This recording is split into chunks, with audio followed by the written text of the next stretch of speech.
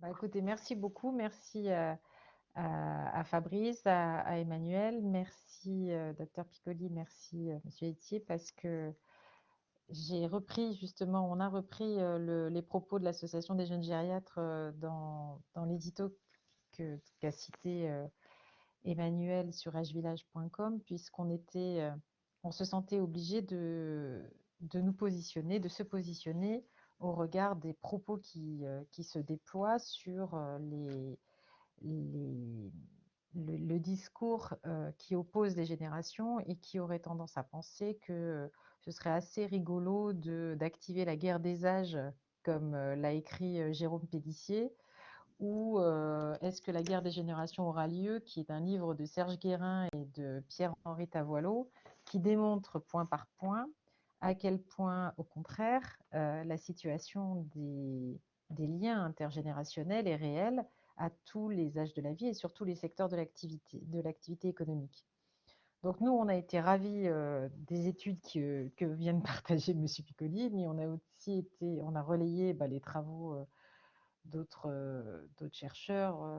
C'était ce week-end dans le Journal du Dimanche, où je crois, où Karine Lacombe, qui est médecin aussi, relayait ces chiffres en démontrant l'inutilité des mesures agistes et au contraire de leurs effets. Parce que ce que je voudrais vous faire partager, c'est les travaux d'un chercheur aussi qui s'appelle le professeur Stéphane Adam, qui est neuropsychologue à Liège, en Belgique, qui démontre et qui travaille essentiellement sur l'agisme et qui montre à quel point les discours paternalistes et infantilisants risquent d'accentuer encore la pression agiste qui existe sur les populations, toutes populations confondues, et que le fait d'accélérer la pression a un effet délétère visiblement évalué sur l'espérance de vie et sur la santé mentale des personnes.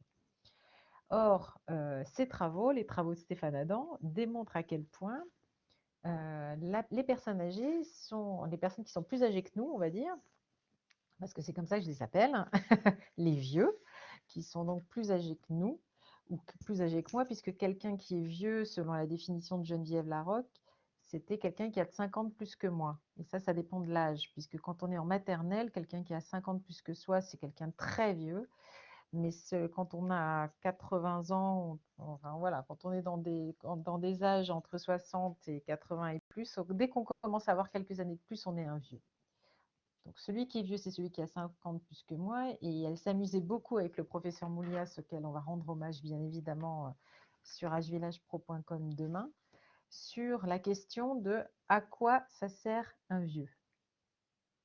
Et cette question très provocatrice, elle me l'a posée et j'ai beaucoup travaillé dessus avec Bernadette Pujalon, qui est une anthropologue aussi, dont je vous recommande de lire les travaux sur la notion d'utilité sociale du vieux, entre guillemets, parce que très spontanément, on a tendance à aller chercher une utilité sociale et une responsabilité sociale, alors que la question de la citoyenneté ne se pose pas aux autres âges de la vie.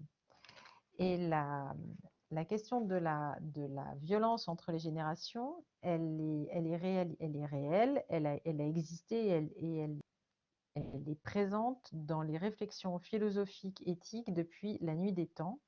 On a des textes qui remontent aux temps les plus anciens et on a des premières analyses sur la vision qu'ont les plus âgés, la génération d'après, les plus jeunes, qui ne change pas visiblement de siècle en siècle. Nous considérons toujours les plus jeunes comme étant bien moins compétents et bien plus insouciants et bien moins prudents que les plus vieux. Et là, je viens de reprendre, là, pour préparer cette intervention, les travaux de Aging Equal, qui est un programme de l'OMS qui lutte contre l'agisme, qui travaille avec l'Europe, avec Age Platform, et qui a publié une étude sur la façon dont justement la fameuse donnée de l'âge, qui est une donnée biologiquement, socialement manipulée, manipulable, comme disait Pierre Bourdieu, se, se, se caractérise,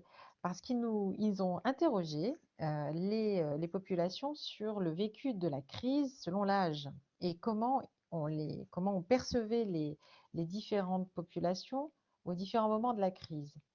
Et ils ont pu voir que les jeunes sont dépeints comme étant imprudents, insouciants ou simplement indifférents à la pandémie, et que les personnes âgées, elles, sont qualifiées de vulnérables, d'inutiles et ayant besoin de protection. Et ils prouvent à quel point cette simplification légèrement excessive, dirons-nous, est non seulement injuste, mais également très dommageable. Parce que le fait de considérer les personnes jeunes ou âgées comme un groupe, c'est ça qui caractérise l'agisme. C'est cette fameuse incapacité à concevoir l'individu différent d'un individu à l'autre et le fait de discriminer par l'âge et de caractériser les personnes uniquement par l'âge. Donc, les conséquences que ça a pu avoir, c'est des retours de slogans comme chaque génération pour soi, hein, chacun pour soi et Dieu pour tous, qui ont négligé et qui ont mobilisé des ressources inutiles au point de, selon Eurofound, donc les travaux d'Eurofound, de prouver à quel point cette détérioration de la situation était dommageable pour tous les âges.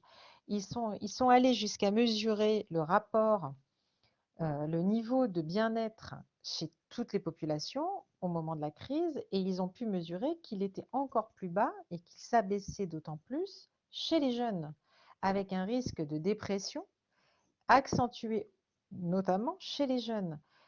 Et les travaux qu'ils mettent en lien, c'est les travaux de Stéphane Adam sur les capacités et sur le parcours de vie des plus âgés et les expériences qu'il a pu mener sur les modalités d'intergénération et la capacité des vieux et des jeunes de s'entraider, de se soutenir et de s'aider à se projeter.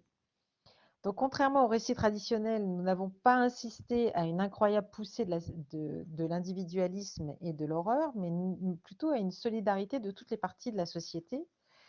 Les travaux d'Eurofound montrent que les jeunes se sont mobilisés pour lutter contre les effets de la pandémie. Les plus âgés se sont mobilisés au même titre de ce qu'ils ont pu faire pour s'investir soit en tant que professionnels de santé, soit en tant que bénévoles dans les activités de soutien physique ou à distance de l'ensemble des activités de la, pendant la crise. Et l'espérance d'essayer d'être dans le même bateau pour essayer d'avancer dans le même sens, ça c'est quelque chose qui visiblement n'a pas l'air d'être perçu par ces polémistes ou par ces personnalités qui sont convaincus de l'intérêt de discours agistes comme on a pu les entendre ou comme le docteur Piccoli a bien voulu ne pas nous les reciter. Nous, de notre côté, on voudrait insister sur la nécessité d'entendre qu'il serait possible de vieillir debout. C'est-à-dire sur la nécessité de se dire individuellement et collectivement, enfin ça, nous, c'est le slogan d'Âge Village, hein, c'est le slogan de l'humanitude et d'Âge Village, c'est de se dire, y compris à des âges avancés, y compris en situation de fragilité, on serait peut-être, si on s'entourait autrement et si on y réfléchissait très clairement et si on acceptait de le partager, on serait en capacité d'aider à vieillir debout parce qu'on serait en capacité de se projeter dans une vie longue et dans une vie mise en situation dans des territoires repensés, réinvestis en situation de partenariat. Et, euh, et franchement, en fait, ce qu'on a pu, enfin, ce qui nous a interpellé le plus, et ça c'est l'Observatoire de l'agisme auquel je participe, qui le montrait à nouveau, c'est à quel point on tombe dans des pièges qui se referment contre nous. Le piège d'avoir le sentiment qu'on devient incapable ou le piège de ne pas comprendre qu'on est tous vulnérables, quel que soit notre âge en effet. Le piège de penser que la magie d'un ou d'une solution technique, technologique, médicale, médicamenteuse permettrait de régler tous nos problèmes, et y compris le problème de l'avancée en âge. Et donc, ça nous a permis enfin voilà, en termes de, de position, on a décidé de participer à la consultation citoyenne qui vient de s'arrêter de la part de notre gouvernement, qui a demandé l'avis à tous les citoyens sur le projet de loi grand âge et sur la place des personnes âgées dans la société. On sait vraiment, enfin, on a 3 axes de travail concrets. Le premier axe de travail concret pour essayer de lutter contre l'agisme et de nous y retrouver, c'est de travailler au même droit et au même devoir pour tous, quel que soit l'âge. La citoyenneté, c'est des droits et des devoirs. C'est donc la nécessité de s'engager concrètement dans l'affirmation que l'on peut vieillir debout et dans l'affirmation que la lutte contre l'agisme nous concerne tous, quel que soit notre âge, qu'elle sera d'autant plus visible et d'autant plus violente quand arrivera des situations de vulnérabilité et de risque d'abus. Et là, on revient sur le travail qu'a mené le professeur Mouliès jusqu'au dernier souffle, hein, sur l'engagement qu'il a eu pour la défense des personnes en situation de fragilité, pour l'engagement dans les outils de prévention et d'accompagnement des situations de maltraitance avec le 3977, dans tout ce qui concerne la médiation et la place que les personnes doivent prendre, enfin en tout cas la parole qu'ils pourraient prendre dans des espaces démocratiques, comme le rappelle Emmanuel dans son dernier livre sur la démocratie confinée. Le deuxième axe de travail pour nous, c'est de soutenir les réseaux de proximité pour favoriser l'autonomie. On n'agira pas contre l'agisme, on n'agira pas contre les tabous ou contre les pièges les pièges culturels, hein, dans lesquels on est, sans une mobilisation de proximité avec des acteurs de proximité qu'il va nous falloir renforcer avec le soutien très opérationnel des proches aidants, comme l'a souligné aussi Fabrice dans son travail sur le soutien éthique de proximité. Et le troisième axe, c'est sur les métiers de l'aide à l'autonomie, sur le renforcement et la revalorisation de ces métiers, parce que ils font partie de ces métiers que le professeur Adam, la professeure Stéphane Adam de Liège, accompagne comme étant des métiers qui risquent de tomber dans tous les pièges de l'agisme, parce que comme quand on est gériatre, gérontologue, professionnel de santé, on rencontre essentiellement des gens qui ont des difficultés, la, la, la, le risque est de ne considérer que la situation de vulnérabilité comme étant une norme, est devenue une évidence. Et avec le risque, et ça c'est un autre livre, enfin, je ne crois pas que ce soit le titre du livre de Fabrice, mais c'était un des chapitres d'un livre sur la maladie d'Alzheimer, avec un risque terrible de deuil blanc, c'est-à-dire de ne plus considérer les personnes mais comme des pathologies, voire des personnes qui ont des pathologies incurables et les rendant totalement incapables de quoi que ce soit, et notamment de relations. Alors que justement, enfin ça c'était un des chapitres que j'avais appelé Bienvenue à Zombieland, c'est-à-dire que si on n'est pas en capacité de revaloriser ces merveilleux métiers du lien que sont les métiers de l'aide à l'autonomie, on risque de renforcer les images très négatives et très dévalorisantes qui se sont accumulées sur les personnes qui n'ont plus de tête et qui sont quand même vivantes et qui ne meurent pas, sur ces lieux d'accompagnement que sont les EHPAD notamment, qui ont vu malheureusement, qui ont fait la une des journaux tous les jours avec les chiffres de la mortalité qui s'accumulait, au point que moi je me suis portée volontaire pour être bénévole sur les associations d'aidants, et j'entendais le désespoir des aidants se disant mais qu'est-ce que je dois faire? Est-ce qu'il vaut mieux qu'il aille en établissement? Est-ce qu'il vaut mieux que je le garde à la maison? Est-ce qu'il faut que je le ressorte? Étant donné ce qui s'y passe, étant donné la situation qui s'y passe. Et donc la nécessité qu'on a tous pour lutter contre l'agisme et pour être un acteur, de travailler à l'évolution de ces lieux de vie, à l'évolution de ces métiers, à l'évolution de ces services, pour agir très concrètement sur notre capacité à accompagner ces derniers temps de la vie, même si on est très fragilisé, debout jusqu'au bout. Et je reviendrai donc sur la question que me posait donc Geneviève Larocque ou Bernadette Puy-Jalon, l'anthropologue, sur à quoi ça sert un vieux. Donc elle nous a fait travailler longtemps là-dessus. Et donc, une des réponses auxquelles on était arrivé, c'est qu'un vieux sert essentiellement à nous montrer que la vie est longue. Et que moi qui ai eu la chance d'être élevée dans une maison de retraite où travaillait ma maman, et où à l'âge de 3-4 ans, dès la sortie d'école, on était ventilés dans les services de la maison pour être gardés le temps que nos mamans aient terminé de travailler, on a été directement confrontés à des centenaires, à des gens qui avaient 90, 100 ans, et qui donc avaient vécu une longue vie, qui avaient vécu chez moi, je suis du nord de la France, donc ils s'étaient mangé quelques guerres et quelques situations très sympas dans les mines, etc. Donc très franchement, ils m'ont montré que la vie était longue, ils m'ont projeté dans ma possibilité de vieillir, sans angélisme, hein, sans aucun angélisme sans omettre les difficultés que c'est d'accompagner des situations compliquées avec des pluripathologies, avec un environnement social, économique, un habitat compliqué. Tout ça, on nommait pas. Mais ce qu'ils m'ont aussi montré, c'est que la vie était vraiment potentiellement longue et qu'on pourrait éventuellement, si on voulait vraiment accepter de le penser, vieillir debout.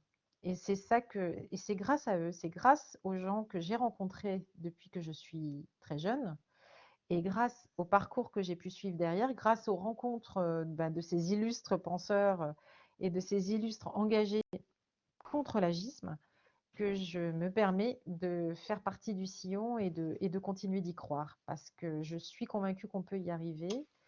On travaille avec plusieurs services et plusieurs établissements qu'on a réussi à labelliser Humanitude notamment, et qui incarnent, y compris pendant cette crise Covid, que le fait de vieillir debout, c'est possible. Et c'est un message d'espoir. Voilà, merci. Merci beaucoup, Annie. J'ai peut-être une question qui était prioritairement destinée, compte tenu de ce que tu viens de dire, mais que je pose peut-être aussi à Renaud et à Mathieu. Quand on entend certains discours actuellement, on se dit qu'il y a une tolérance sociale vis-à-vis de l'agisme, vis-à-vis qui est quand même ce qui est sidérante, et que alors que si les mêmes propos étaient tenus contre d'autres catégories de la population, il y aurait une réaction très vive, très immédiate, très forte. Du coup, il y a deux questions. La première, c'est pourquoi est-ce que, en général, qu'est-ce que vous faites comme hypothèse pour expliquer que ce soit aussi puissant, qui est cette tolérance sociale vis-à-vis du phénomène? Et puis, évidemment, pourquoi est-ce que ça fait résurgence maintenant? Pourquoi est-ce que dans le contexte dans lequel on est, vous l'avez dit, hein, je pense implicitement, mais voilà, pourquoi est-ce que c'est si présent? Ce qui est aussi, du coup, après, une façon de se demander comment on réagit. Moi, je note que vous avez réagi avec calme, un peu comme Spinoza qui disait qu'il fallait pas s'indigner, mais essayer de comprendre ce genre de passion d'abord, même si elles peuvent susciter une forme de légitime indignation. Mais là, vous avez essayé de décortiquer. Est-ce que vous voulez bien, Est-ce peut-être qu'on Annie peut d'abord, rajouter répondre? un point à ta interrogation pour peut-être complexifier la réponse, en remerciant bien sûr les intervenants de ce qu'ils nous ont apporté d'essentiel. On a pris des notes et on aimerait aussi avoir le diaporama pour pouvoir l'approfondir. Mais j'ai trouvé que derrière le débat, il n'y a pas qu'un débat sur l'intergénérationnel, hein. Il y a un débat beaucoup plus large sur qu'est-ce que c'est une vie qui vaut le coup d'être vécue et quel est le prix de la vie. Et c'est là où, à mon avis, les jeunes comme les vieux se trouvent très vulnérables. Comment on justifie du sens, de la valeur sociale de notre existence, quand on sait à quel point les questions qui se posent aujourd'hui sont des questions récurrentes, que la pandémie rend plus immédiate et j'allais dire plus urgente pour certains. Mais ce qui m'a beaucoup frappé, c'est que ce n'était pas uniquement la vieillesse, ce n'était pas une question d'âge, c'était une idée qu'on se faisait de la dignité d'existence, si malmenée par la pandémie. Comment des intellectuels ont été humiliés dans leurs convictions et de leur suffisance et se sont retrouvés, j'allais dire, à terre, y compris intellectuellement, parce que dépourvus de toute capacité de penser un impensable d'une certaine manière qui n'est pas compatible avec leur registre. Donc je pense que, et c'est pour ça que je voulais juste apporter cette petite incidence dans notre débat, je pense que c'est aussi se tromper que de ne penser que c'est qu'un débat intergénérationnel. C'est-à-dire ça, c'est la partie médiatisée d'opposer jeunes et vieux.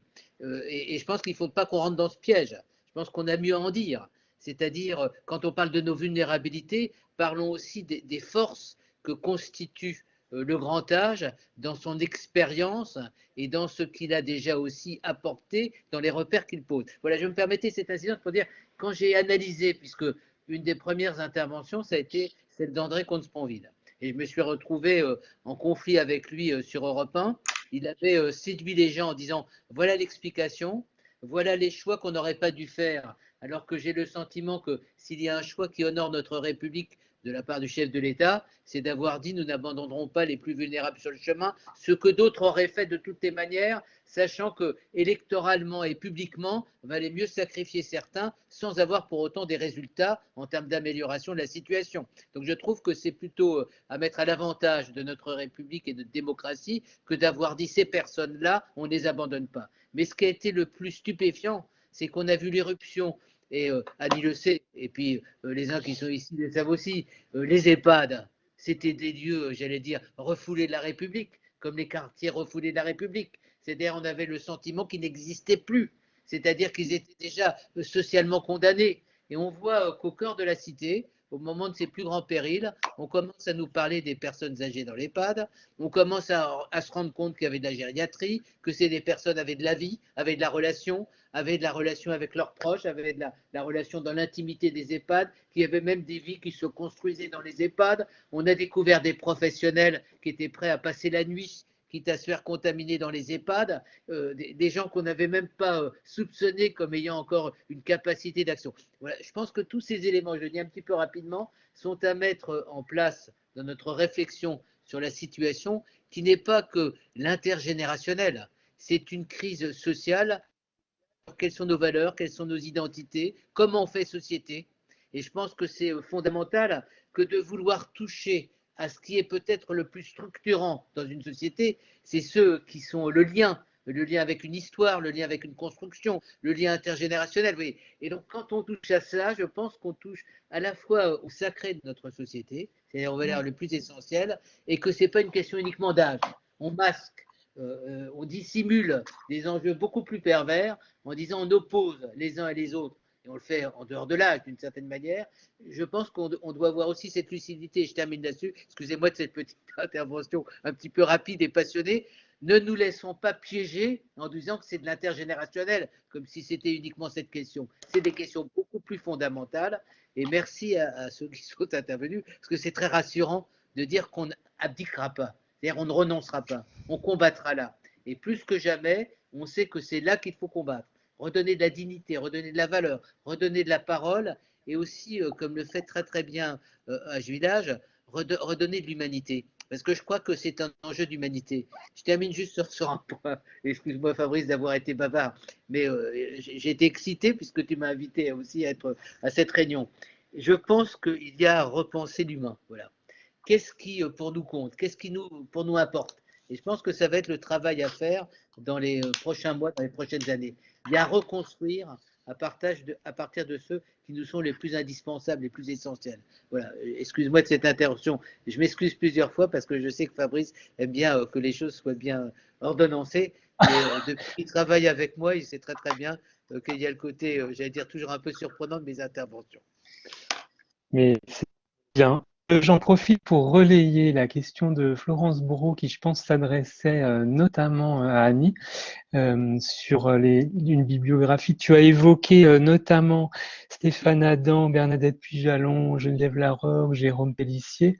Mathieu va nous envoyer ces diapos. Si tu veux bien peut-être nous faire pour toi le best-of de ces quatre-là, quel est l'article ou l'ouvrage à lire sur les thématiques que tu as développées. Voilà. Merci Emmanuel de l'avoir resitué dans dans le questionnement plus large, parce qu'effectivement, derrière cette question des rapports entre les générations, il y a un questionnement sur le sens de ce vieillir et des âges. Et comme par hasard, on a vu au moment des débats là sur le soi-disant sacrifice des jeunes pour sauver ou prolonger la vie des vieux, on a vu ressurgir d'autres choses, notamment sur l'euthanasie, etc., et d'autres propositions qui reviennent comme ça, quand même par hasard, à ce moment-là. Est-ce que, voilà, si vous trouvez la question pas totalement idiote, là, pourquoi cette tolérance vis-à-vis de l'agisme et de la stigmatisation, et puis pourquoi cette résurgence de ces réflexes-là maintenant? Annie, tu veux peut-être faire une Ah bah, hypothèse? bon, moi, mon hypothèse, c'est que on est pétrifié de grandir, on est pétrifié de vieillir et surtout on est pétrifié de mourir. La mort, elle a quand même globalement disparu des radars et on a perdu une certaine forme de soutien ou d'intelligence d'espèce autour de ça. Et puis l'autre chose alors cette peur de vieillir, cette peur de mourir, je ne suis pas la seule à le penser aussi.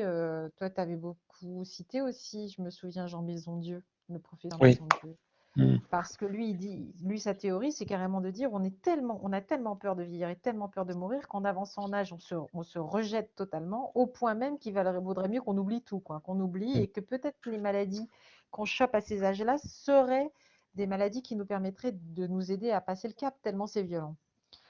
Moi, ce que je pense aussi, c'est que c'est la première fois vraiment dans l'histoire de l'humanité qu'on ait 5 générations les unes à côté des autres et que cette révolution-là, on l'a pas encore vraiment digérée. Il y a beaucoup de gens des gens comme moi qui ont eu la chance de vivre avec ces générations avant soi et qui se doutent bien de comment on va essayer de commencer à avancer, mais collectivement, on l'a pas encore digéré.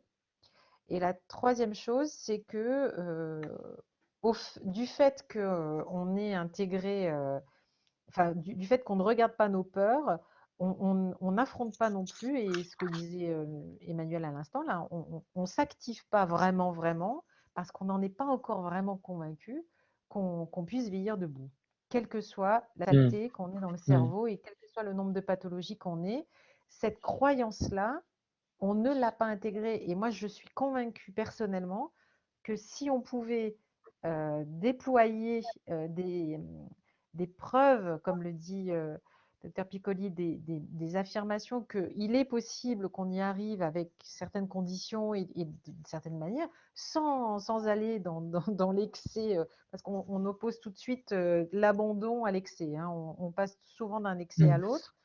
Moi, je suis convaincue que quand on aura suffisamment d'expériences comme ça ira mieux.